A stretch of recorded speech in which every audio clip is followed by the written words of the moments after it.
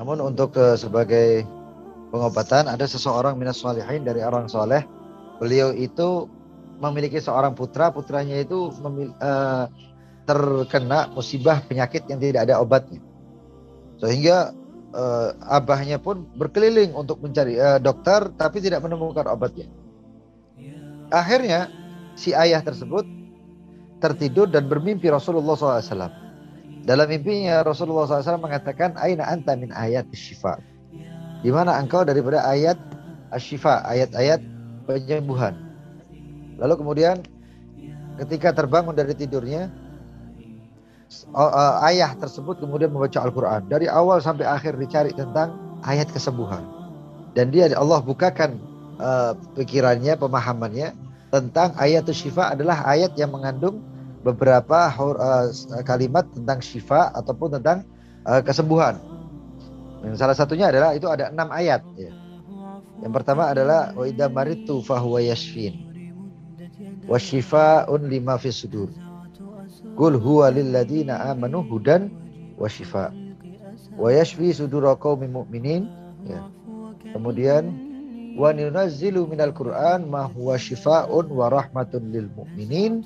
Dan yang terakhir adalah yakhruj min butuniha syarabun mukhtalifun alwanuhu fihi syifa' linnas. Itu adalah ayat-ayat syifa ya. Itu adalah ayat-ayat syifa. Dan kemudian ayahnya tadi itu kemudian menulis di buku atau di kertas, kemudian dimasukkan ke dalam air yang ada botolnya, botol itu masukkan air. Kemudian dibuat minum untuk anaknya. Dan yang subhanallah, setelah dikatakan oleh dokter ini tidak ada obatnya dan lain sebagainya, ternyata alhamdulillah wa syukurillah anaknya terbangun.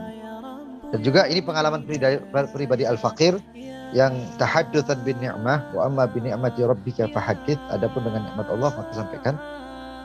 Al-faqir pernah ada kedatangan satu orang tersebut, saya tidak mau menyebutkan tempatnya dan lain sebagainya. Orang tersebut datang dari Mekah. Kemudian begitu datang ke salah satu tempat di Indonesia, akhirnya karena di Mekah mungkin tidak bebas dia melakukan hubungan dan lain sebagainya atau kemaksiatan susah di Mekah mungkin. Akhirnya dia ketika datang ke Indonesia dia bebas. Lalu kemudian terkenalah dia suatu penyakit yang namanya HIV. Sampai sekarang nggak ada obatnya. Sampai sekarang tidak ada obatnya. Akhirnya dia kontrol ke 4 atau 5 laboratorium di Jakarta. RSC, laboratorium MI apa-apa nggak tahu semuanya. 4 laboratorium dan semuanya hasilnya menunjukkan dia terkena penyakit HIV, positif HIV.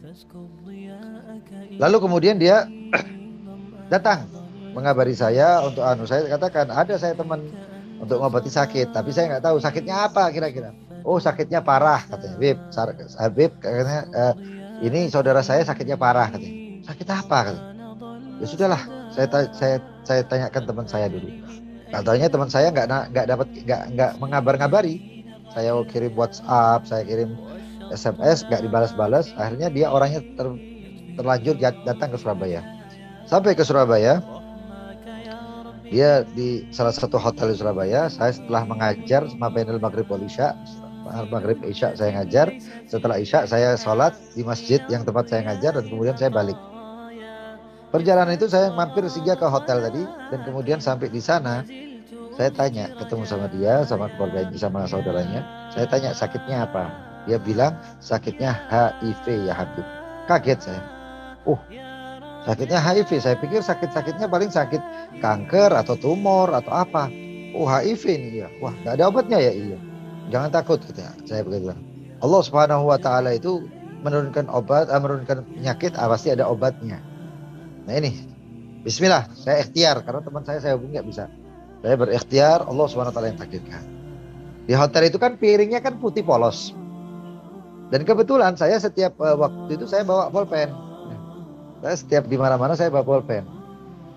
Terkadang saya bawa seperti bolpen yang seperti spidol gitu ya. Saya tulis di piring tersebut ayat syifa.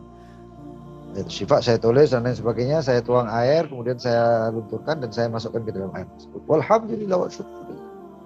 Diminum oleh orang tersebut dalam waktu 2-3 hari karena nggak ada obatnya, dan dia nggak makan obat yang lain lagi, nggak ada obat yang lain lagi karena memang nggak ada obatnya itu. Cuman Al-Quranul Karim. Dan seketika itu juga orang tersebut hari Senin, Selasa, 2 hari selanjutnya dia berangkat ke Jakarta. Dia kemudian mengetes ke lab, hasilnya 4 lab mengatakan negatif HIV. Sampai petugas labnya mengatakan, ini pakai makan apa, mengkonsumsi apa, kok bisa sembuh, padahal nggak ada obatnya dan lain sebagainya. Saking senengnya dia, akhirnya dia pun hari itu juga langsung ngurus berangkat ke Mekah kembali. Karena sebelumnya dia mengatakan, saya nggak bakal kembali ke Mekah karena di situ ada istri saya dan semuanya, keluarga saya. Nanti saya akhirnya menjangkiti mereka ya Habib. Subhanallah. Itu ayatul syifa. رباه عفوك إني